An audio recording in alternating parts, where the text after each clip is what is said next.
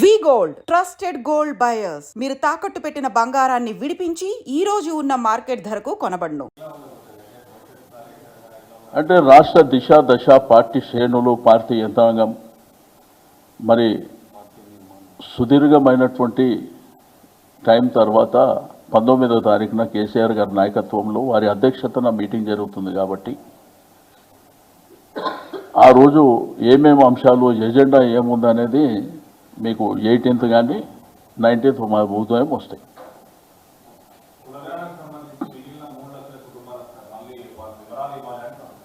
నేనేమంటారు ఇక్కడ జరిగిందే first of all పునగణన చేసిందే తప్ప అంటున్నాను. నేను 3.1 వచ్చేది ఉపయోగం ఏం లేదు.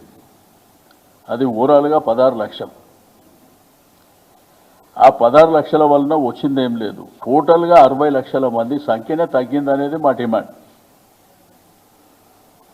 నేను ముఖ్యమంత్రి గారికి ప్రభుత్వానికి భేషజాలకు పోకుండా ఈ 3.1 అనేది పక్కన పెట్టి మీరు ఫ్రెష్గా మొత్తం చేయండి. మీకు నిజంగా మీ బీసీల పట్ల చిత్తశుద్ధి ఉంటే వాళ్ళకి న్యాయం చేయాలనేటువంటి సంకల్పం ఉంటే మొత్తం చేయమంటారు.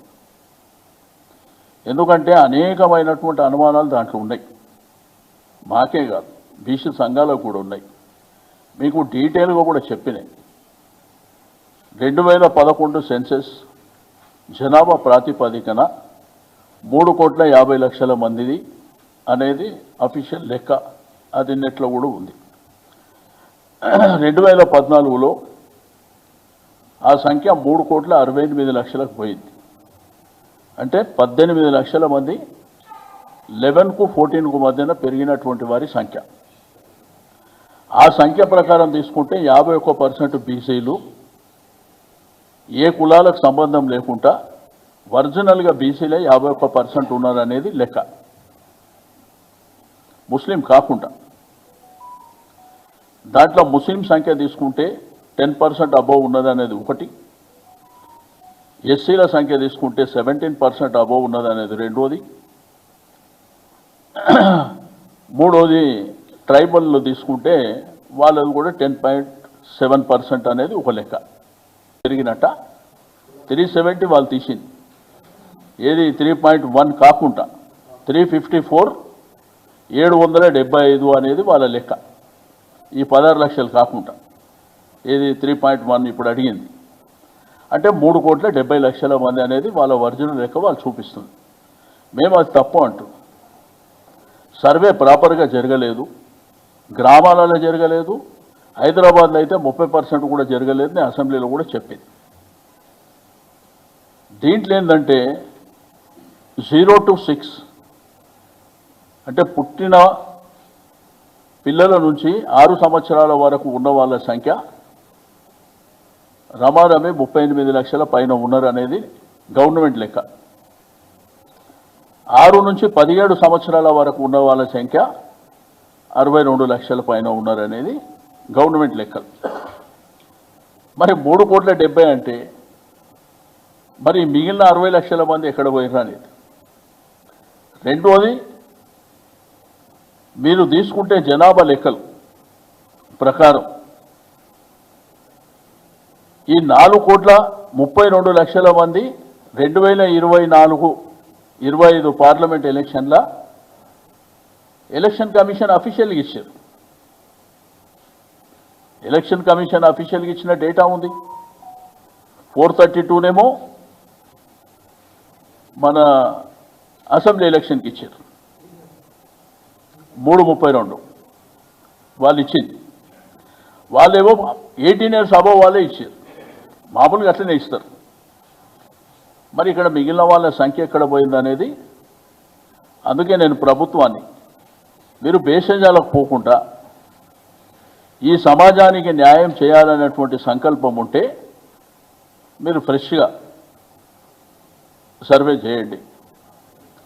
దాంతోపాటు నిన్న చెప్పినట్టు మేమేదో తీర్మానం చేసి ఢిల్లీకి పంపిస్తాం, దానివల్ల ఉపయోగం లేదు.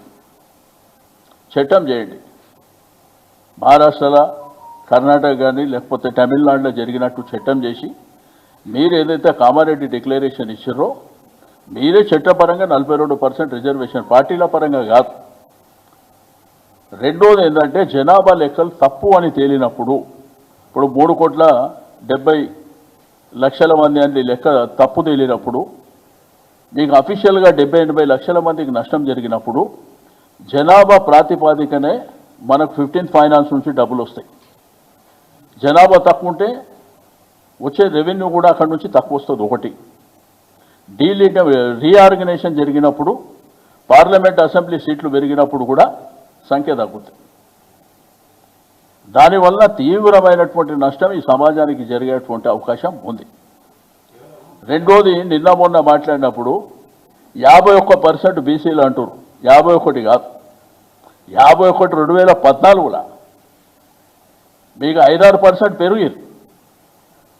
ఓవరాల్గా చూస్తే సంవత్సరానికి 1.35% పెరుగుదల ఉంటుంది పాపులేషన్.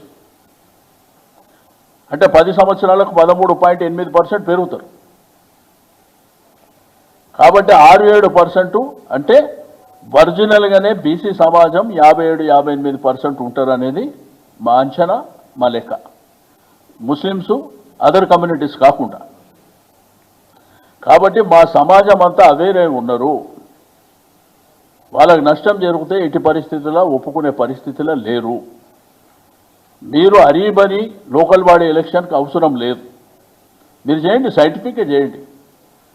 మీ దగ్గర వ్యవస్థ ఉన్నది, అధికారం ఉన్నది, మీరు న్యాయం చేయాలనేటువంటి భావన ఉంటే డెఫినెట్గా మీరు చేయండి. 3.1% చేయడం మూలాన ఒరిగేది ఏమి ఉండదు. నేనేమంటున్నా నేను అనేదల్లా ఒకటే, మీరు బ్రహ్మాండంగా నెక్స్ట్ ఒక డేట్ అనౌన్స్ చేసి చేయండి. అందరూ భాగస్వామ్యం అవుతారు. కేసీఆర్ గారు, కేటీఆర్ గారు, హరీష్ రావు గారు, అందరు పార్టీ శ్రేణులు, జనము అందరూ కూడా భాగస్వామ్యం అవుతారు.